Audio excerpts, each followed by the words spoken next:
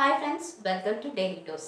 ఈరోజు మన టాపిక్ ఏంటంటే సిజేరియన్ ద్వారా ప్రసవించిన తల్లి ఎలాంటి ఆహార పదార్థాలు పాటించాలి. ఈ వీడియోలో చూసేద్దాం. సాధారణంగా సిజేరియన్ ద్వారా ప్రసవించిన తల్లి శక్తి చాలా వరకు క్షీణిస్తుంది. మున్పటిలా మళ్ళీ వాళ్ళు శక్తివంతులు అవ్వాలన్నా, బిడ్డకు సరిపడ పాలు ఇవ్వాలన్నా ఇటువంటి ఆహార పదార్థాలు కంపల్సరీగా మీ మెనూలో ఉండేలాగా చూసుకోండి.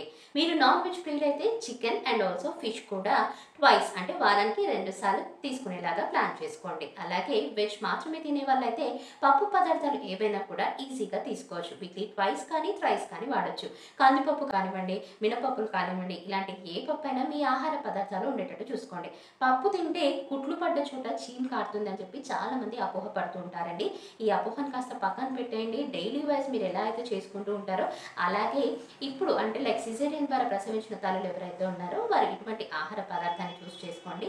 అండ్ కంటిన్యూస్గా వాటర్ ఎక్కువగా తాగడానికి ప్రయత్నించండి. ఇన్ కేస్ వాటర్ మాత్రమే కాకుండా లిక్విడ్ రూపంలో ఇంకేదైనా తీసుకోవాలి అనుకుంటే కొబ్బరి నీళ్ళు కానివ్వండి, మజ్జిగ కానివ్వండి, పన్నీర్తో చేసినటువంటి లిక్విడ్స్ కూడా చాలా వరకు దొరుకుతాయి. లేకపోతే పన్నీర్ కర్రీ కానీ ఇటువంటివి కూడా మీరు తీసుకోవచ్చు అనమాట.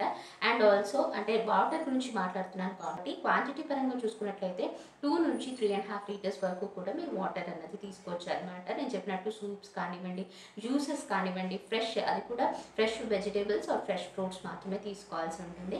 అండ్ డైలీ 2 బాయిల్ ఎగ్స్ కూడా తీసుకుంటూ ఉండండి. సో మళ్ళీ ఒకసారి రిపీట్ చేస్తున్నాను. నాన్ వెజ్ వాళ్ళైతే ఫిష్ అండ్ ఆల్సో చికెన్ తీసుకోవచ్చు. గుడ్లు రోజుకి 2 లేదా 1 తినచ్చు. బాయిల్డ్ ఎగ్ తీసుకుంటే చాలా మంచిది. ఫ్రెష్ కూరగాయలు, ఫ్రెష్ ఫ్రూట్స్ అనేవి తీసుకుంటూ ఉండండి. లిక్విడ్ రూపంలో సూప్స్ కానివ్వండి, లేకపోతే ఏదైనా జ్యూసెస్ కానివ్వండి, మజ్జిగ కానివ్వండి, పాలు కానివ్వండి, ఇటువంటివి ఎక్కువగా తీసుకోవడానికి ప్రయత్నించండి. ఇవన్నీ తీసుకున్నట్లయితే మీరు మళ్ళీ మున్పట్ల శక్తివంతులు అవుతారు. అలాగే మీ బిడ్డలకి సరిపడ పాలు కూడా ఇవ్వగలుగుతారు.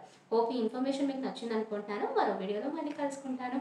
అంతవరకు మీరేం చేయాలి? మన డైలీ డోస్ని షేర్ చేయండి, లైక్ చేయండి, సబ్స్క్రైబ్ చేయండి. ఈ ఇన్ఫర్మేషన్ నచ్చినట్లయితే కామెంట్స్ రూపంలో మీ కామెంట్స్ కూడా తెలియజేయండి.